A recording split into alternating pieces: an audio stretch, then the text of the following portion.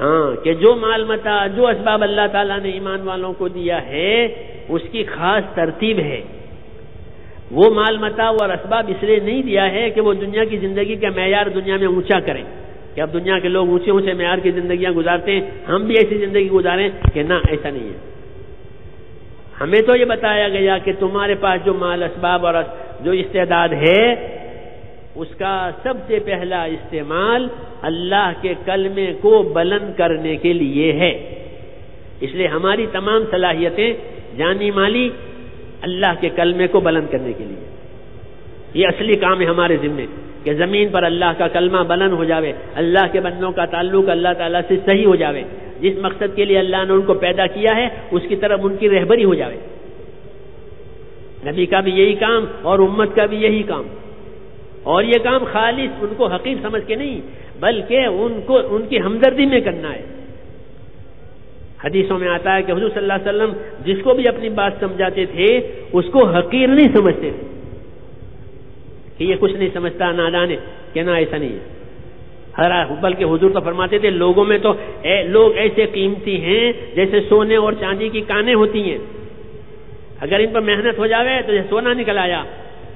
ایسے لوگوں پر محنت ہو جاوے ایسی صلاحیتوں کے لوگ کھڑے ہو جائیں گے کہ جو بڑے بڑے کام دنیا میں کریں گے ہدایت کے. ان میں بڑی صلاحیتیں ہیں. امیدیں دلاتے تھے کہ لوگ صلاحیتوں کے مالک ہیں. ہاں محنت ہوئی جیسے زمین پہ پانی برس گیا, اب زعفران کی کاشت ہوگی, ادرک کی کاشت ہوگی. ہاں بڑی بڑی صلاحیتیں ہیں. رسول صلی اللہ علیہ وسلم والی جو محنت ہے میرے دوستو وہ صلاحیتوں کی قیمت کو اجاگر کرے گی.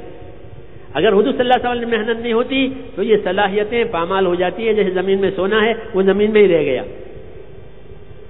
اور اگر یہ محنت پر آویں, حرکت پر آویں تو ان کی حرکت اور محنت سے حق تعالیٰ شانہ بندوں کی صلاحیتوں کو حق کی مدد میں لگا دیں گے, پھر یہ حق کے مددگار بن جائیں گے اور قدرت ظاہر ہوگی مدد کے لیے. جب ایمان کی محنت ہوتی ہے, ایمان کی دعوت ہوتی ہے, پھر اللہ کی زبردست قدرت سامنے آتی ہے. جو بات ناممکن ہے وہ بھی اللہ تعالیٰ اس محنت کی وجہ سے بنا دیتے ہیں اپنی مدد دیکھ کر. موسیٰ علیہ السلام کے سامنے ہزاروں جادوگر فرعون نے کھڑے کر دیے تھے تاکہ موسیٰ علیہ السلام کو اپنے مقصد میں ناکام بنائے. اور موسیٰ علیہ السلام بھی ڈر گئے کہ اتنا بڑا مجمع ہزاروں کا اور مقابلے پر آ گیا, اپنا کرتب دکھاوے گا, اپنے جادو دکھاوے گا. اور موسیٰ علیہ السلام اندر سے ڈر رہے ہیں. نبی ہیں تو نبی مگر انسان ہے. فَأَوْجَسَ فِي نَفْسِهِ خِيفَةً موسیٰ, اللہ خود فرماوے کہ موسیٰ اپنے دل میں ڈر محسوس کر رہے ہیں کہ اتنا بڑا مجمع میرے خلاف کھڑا ہوا ہے اور میں اتنے بڑے مجمع کے سامنے کیا کروں, ڈر لگ رہا. ہاں تو حالات ڈر کے پیدا ہو گئے. حق تعالیٰ شانہ نے فرمایا موسیٰ ڈریے نہیں, آپ ہماری قدرت ہے, آپ بھی اپنی لکڑی زمین پر ڈالیں, جس کے قصے آپ نے 12 سنے. تو جب انہوں نے اپنا کرتب دکھایا ہزاروں سانپ تیار ہو گئے زمین پر. موسیٰ علیہ السلام نے اپنی لاٹھی زمین پر پھینکی کہ وہ سچ مچ کا سانپ, اور ایسا سانپ جس سارے سانپوں کو نگل لیا. تو جادو تو یوں ختم ہو گیا اور بے اثر ہو گیا. اب رہے جادوگر جو فرعون نے ان کو انعام دینے کے لیے مخالفت میں کھڑا کیا کہ انعام دیں گے تم کو. تو وہ انعام کی لالچ میں پہلے بات ہو گئی تھی, تو انعام کی لالچ میں موسیٰ علیہ السلام کے مقابل جب انہوں نے یہ دیکھا کہ موسیٰ علیہ السلام کی اس لاٹھی سے یہ اثر ہوا, ان کی سمجھ میں آ گیا کہ یہ معجزہ, یہ جادو نہیں ہے, کوئی اور بات ہے, اور موسیٰ اللہ کے سچے بندے ہیں. تو میرے دوستوں وہ ہزاروں جادوگر جو تھے وہ تو ایمان لے آئے, اور ہزاروں جادوگر ہزاروں صحابی ہو گئے. موسیٰ علیہ السلام کے صحابی, کیونکہ جو ایمان کی حالت میں نبی کو دیکھے وہ نبی کا صحابی تو تھے جادوگر اور بن گئے صحابی. اللہ کی قدرت نے میرے دوستوں ختم کر دیا باطل کو. یہ ہمیں مثال دی ہے.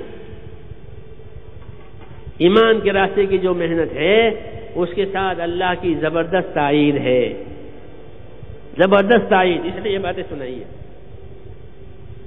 کہ آیا تھا مخالف ذہن لے کر کے انعام لینے کے لیے اور ہو گیا ایمان والا, اور ایسا پکا ایمان.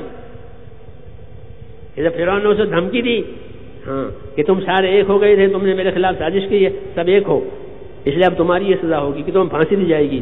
کہ تو کر گزر تجھے جو کرنا ہے، ہمیں تو خدا کی طرف جانا ہی ہے. تو ایمان کی حالت میں جائیں گے اللہ کے سامنے. تو یہ نظام ہے، اللہ تعالیٰ نے فوراً حالات بدل دیے اپنی قدرت سے. تو ایمان ہے میرے دوستو، ایمان کی دعوت ہے، ایمان کی محنت ہے کہ اللہ کی قدرت سے فائدہ اٹھانے کا زبردست یقینی راستہ. انا لننصر رسلنا والذین آمنوا فی الحیات الدنیا ویوم یقوم الاشہاد، کہ ہم مدد کیا کرتے ہیں ایمان والوں کی، ہم مدد کیا کرتے ہیں نبیوں کی. پہلی بات کہ ہم مدد کیا کرتے ہیں اپنے نبیوں کی. نبی زمین پر آتا ہے، اللہ کی طرف سے زمین پر اپنی بات چلاتا ہے، اس کے ساتھ دینے والا کوئی نہیں ہوتا، تنہا اور بے کسی میں اپنی بات بے کسی میں کہی جاتی ہے نبی کی، اور حق تعالیٰ شانہ اس کی اپنی قدرت سے تائید کرتے ہیں اور اپنی قدرت سے مدد دیتے ہیں اور وہ بات چل پڑتی ہے. تو کہا ہم مدد کیا کرتے ہیں کس کی؟ اپنے رسولوں کی. تو رسولوں کا سلسلہ جناب رسول اللہ صلی اللہ علیہ وسلم پر ختم ہوا. اب کوئی نیا رسول نہیں آ سکتا، لیکن رسول کا کام باقی ہے. اس لیے جو رسول کے کام کو لے کر کے رسولوں والے طرح سے چلیں گے، فرمایا والذین آمنوا، اور ہم مدد کیا کرتے ہیں ایمان والوں کی.